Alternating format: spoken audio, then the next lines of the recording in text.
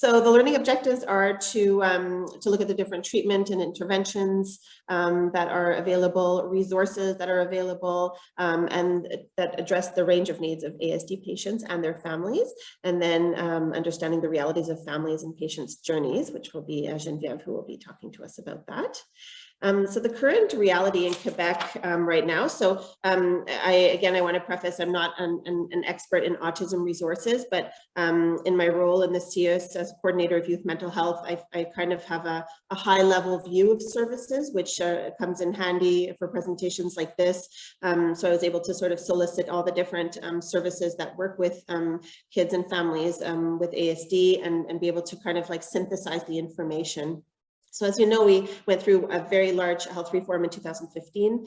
There were a lot of investments, though, since then for autism care in the public healthcare system, such as ACAR and the AID evaluation platform that you might have heard of. Despite these investments, there are still long waiting lists for both treatment and evaluation. I think that still remains probably one of the main challenges in our healthcare system. There's also this reality in Quebec where there's a separation of evaluation and treatment services. And I'll talk a little bit about that later. And also the care, unfortunately, is very siloed for patients that have both neurodevelopmental disorders and mental health diagnoses. So we really separate mental health from neurodevelopmental disorders, which is not often ideal for our young kids and families. And then also, so the topic is called Beyond Diagnosis, but I think it is really also very crucial to look at what we can do while waiting for a diagnosis, and also before, really looking at prevention and early identification. So like an example of that might be that a lot of providers might not know, or a lot of GPs or CLSC workers or those working in ASD might not know that a lot of waiting lists will accept kids that have a hypothesis of a diagnosis and not have to wait for a diagnosis to refer somebody for treatment. So that can be a very helpful piece of information. So in Quebec, we have the ABCDAR, which is a tool that is used, it's a tool that we can use to observe children at the time of their vaccination of 18 months. So really focused on prevention and early identification. Also for screening and evaluation, there's a virtual platform, the AID platform, that is sort of allows us to enter data. So through questionnaires, through the families and different service providers, there's then an analysis component and report component, and then it allows a much more sort of targeted orientation of a child and a family in terms of services. So that's, I think, very helpful to have those sort of very specific tools. These are some of the tests, evaluations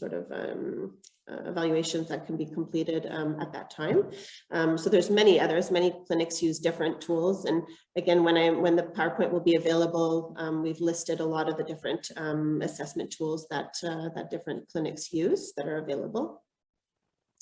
And then again, just for like the way the service is organized. So this is an example of sort of the assessment or evaluation clinic located at the Douglas Institute, which is part of the CSCs West de l'Île. So they offer assessment 0 to 25-year-olds. And it's usually a specialized and multidisciplinary evaluation team with psychologists, speech and language, occupational therapist, psychiatry. So they kind of work together to complete an assessment. They do differential assessments as well, adapted to the needs of the kids and the families. They also specialize in more complex cases. They are located in a mental health facility. So they do work a lot with kids who have both mental health and ASD. There's also genetic testing that can be offered in the context of an evaluation clinic. And then we have social workers who try to support the families as much as possible in terms of completing the government forms to access financial supports and other resources. And then we also collaborate at the Douglas with a larger Quebec project, the Q1K, and that provides us with a navigator who can support families and help them sort of navigate the system. So talking about community-based autism services, this is when I refer to community-based, it really is CLSC services. The way services are organized is really 0 to 7 and 8 and up. So there's, requests can come in through multiple doors. And I think that's also what I would hope that our system tries to support families, and just no matter what door kids and families come in through, whether it be the psychosocial reception, which is just like the accueil psychosocial in Quebec, where anybody can just walk in and ask for help, whether it be through mental health, whether it be through the DITSA program, which specializes in autism care and services. So hopefully that no matter what door you're going into, you are getting to where you need to go. So often one of the main entry doors is through the CLSC, so you can walk in or call and get referred and support that way. And every CLSC is organized the same way for that. So essentially requests are received, they're assessed, and then they're oriented. In an ideal situation, there would be an intervenant pivot, so sort of like a pivot person that would be assigned to a family, which will then help them navigate the resources and organize the care for them. And then there's early stimulation that can be offered at the CLSC level, sort of a family psychosocial needs assessment. There could be individual or family support offered, respite care, or referrals to more specialized rehabilitation services. So these are all sort of services that are open to all kids and families who meet the criteria, but it doesn't necessarily mean that there's a diagnosis that's already been attributed to the child. And then more specialized autism services. So these are services that were historically offered by CROM or Les Aides du Prat, or sort of more specialized readaptation centers, that are now, of course, all integrated into the CSCs, but these are more specialized services. So really the early stimulation that can be offered at home, at school, or even in the offices of the rehabilitation center. There's the IBI, there's the social skills group, and then brief interventions for crisis or any sort of transition or needs. And then more specialized interventions, that can be around residential care, day centers, which could be, vocational or just sort of social activities. And then, of course, employment, work placements, internships. So all of those services are organized in the specialized sort of DITSA programs. So the teams, this is just an example of what a team could look like. So there is always a sort of a multidisciplinary team, both at the CLSC level and in specialized services. So this is what a team could look like. And then Azrieli, which is really, I would say, where the most investment has happened in the last few years, and it really is sort of the monitoring early on, really identification and prevention aspect at the CLSC level, where, there's a lot of screening that happens, and then early intervention for kids, again, with or without a diagnosis. So these are just some of the activities that are offered, or some of the services that are offered through Azrieli. So it's I guess a service that is just about 2-3 years old. It is relatively new. The pandemic kind of really slowed down the deployment of these teams in all of the CLSCs, but they offer a wide range of different services. And then I just wanted to add also just like other services that I think kids and families who are struggling, with or without a diagnosis can access.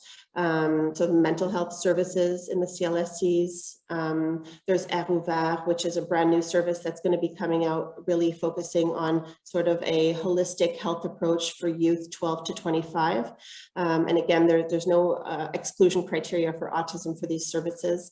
It really is, trying to reach out to those kids and those youth that aren't coming to the CLSC for help, but where we may have to do the outreach to go and reach out to them. And then the JED services, which is really looking, really working with families on a psychosocial level. So if there's psychosocial crises, things are happening, outside of a specific diagnosis or mental health issue, the GED team can really work with families and kids 0 to 17. Then there's the youth clinic as well, that a lot of people don't know that CLSCs, most CLSCs have youth clinics. And again, it's a 12 to 24. There's a nurse and a doctor, and kids and youth can go and get support for things if they don't have a GP or they don't feel comfortable going to their GP or their family doctor. It's a great service for youth, and again, in most CLSCs. And then the CAF Services are sort of a crisis team, again, focusing around sort of psychosocial stressors that can come up in a family crisis situations. They're often available, well, they're available after hours when maybe regular services are closed. So these are great services and can be accessed through 811 through a centralized sort of referral system. And then these are just some of the community resources. Again, it's just one list of different community resources that exist. Holly Adawu, who helped prepare the presentation as well, also provided me with a huge list of community resources. So I think if we can somehow make that available, Julie, as well, on where we leave the presentations, that could be helpful as well. And I will pass the mic over to Geneviève. Thanks, Ina. So as you know from the beginning, I'm here as like kind of the person that has seen in French we say like la personne qui a vu l'ours, so the person that saw the bear and kind of like survived it.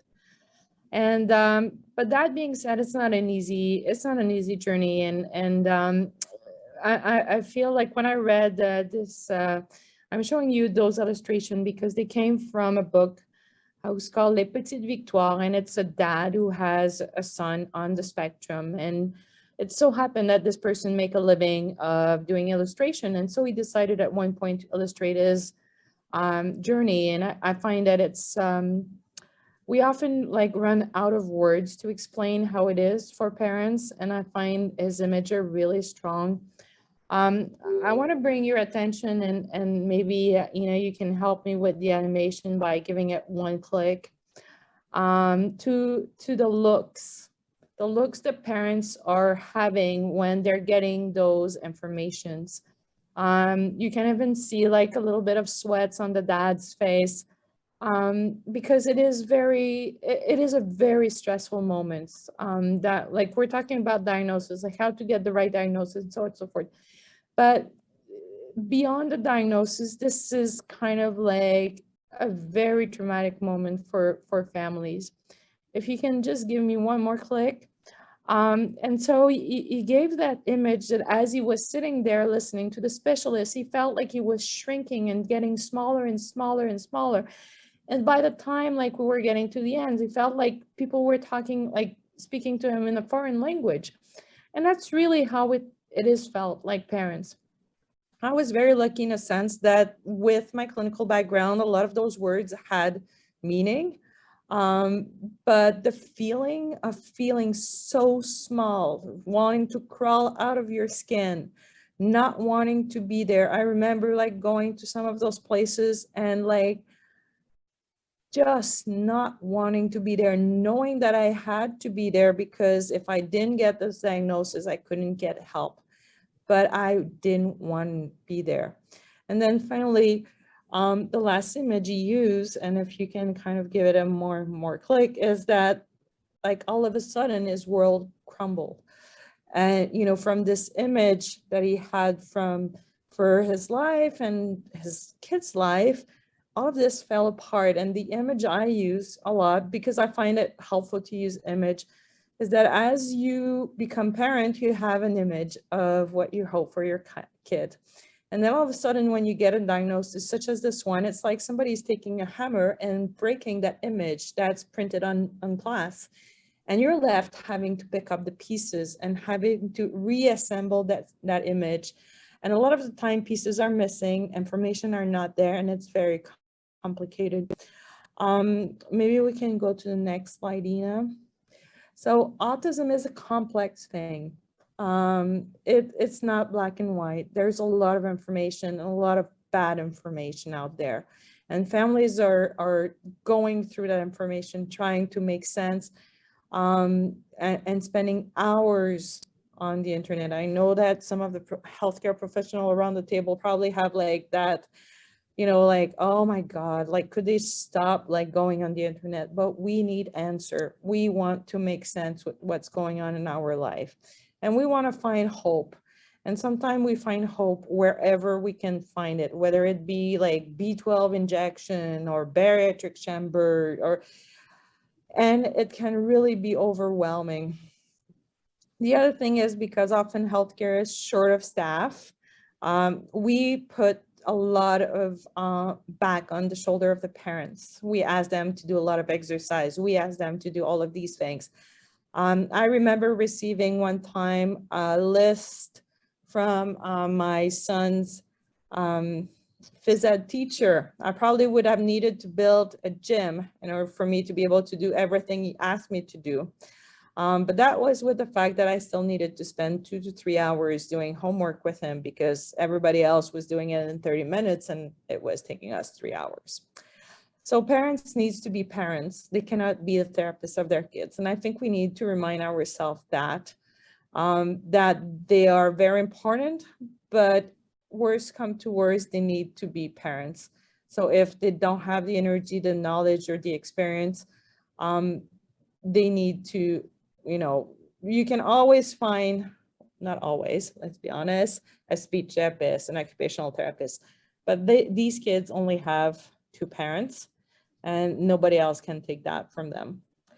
At one point, parents become expert of their kids. They're not expert of autism. They're not experts of everything, but that kid, that one you have in front of you, they know that kid. They may not have the right word to describe it. They may not use the right terminology.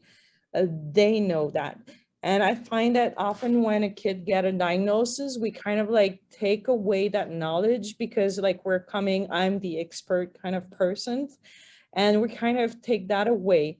And I'll be honest, I almost fell apart when I finally, like when my son was around 10-year-old, and I found this family doctor who said, "What do you think about this?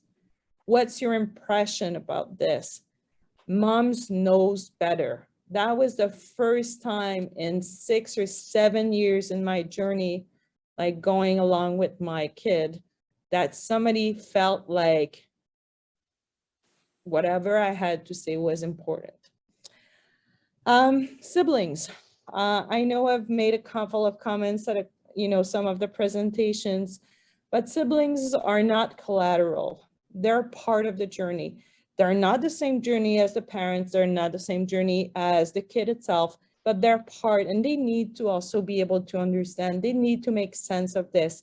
And if the parents are open to it, and if the kid is interested, and that can happen at different moments. I know for my daughter, it took a long time before she realized there was like her brother was different.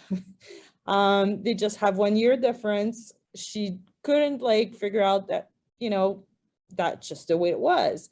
But when she was ready, we were lucky enough to have somebody to help us to, you know, walk her through this, kind of understand, put words on things. And they can definitely be part of the solutions. And so we need to figure out ways to get them involved.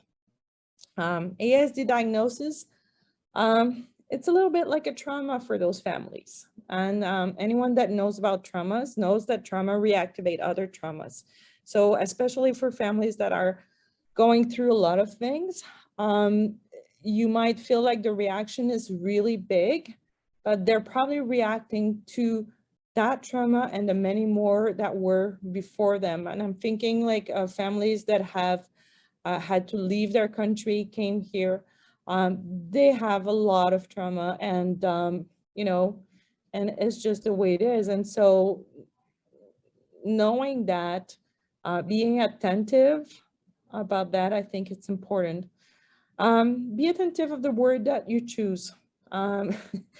I still remember like it was yesterday, and that I'm sure that pediatrician has forgotten about me probably the moment I step out of his office, but still to this day, I remember what he said.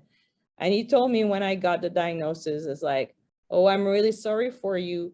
I will not be able to help you. And that was the first thing I heard, is the person who was like, I was kind of coming back for help to, said, hey, good luck, you know. And that really kind of like set the tone for us as kind of like feeling like we were left to figure this out. So those things were in Ina's slide, and I do apologize because I was in Toronto, so didn't have as much time as I would normally have to collaborate with Ina, and she's been so very good with me. But I want to bring your attention to you know, all of these resources, but you can be there as well to support their family, and ask them how they want to be supported. Like, some people like to see the report in advance because they want to come to you ready with questions. Other people would rather have you explain the report to them and then have a chance to get back to you with questions. Don't think that if somebody is not asking any question is that they don't have any question. They're probably just trying to you know, get themselves back together. And so letting that door open, and I know in Quebec, that's not the way it is. And I'm kind of taking this opportunity to maybe like plant a seed that maybe will grow to something else. That diagnosis is just the beginning. It's not the end. And the way that we separate it, the way that we kind of say, well, like, you get your diagnosis and then you take your little luggage and you go, you know, line up in the next line, you know. If it is at all possible, leave the door open, because lines can be very long. And in the meantime, like, a lot of family members just don't know what else to do. And that's when they turn to Google's. And some of them end up doing things that are probably detrimental to their kids, not even knowing it, and trying to do the best they can. So just kind of giving you a little bit of perspective of, you know, how it is received, like in the chair in front of you when you're providing the diagnosis. It's a moment that probably I would probably line up 100 families and they would probably still be able to describe everything in the room they were standing when they got the diagnosis. So yeah, that would be it for us.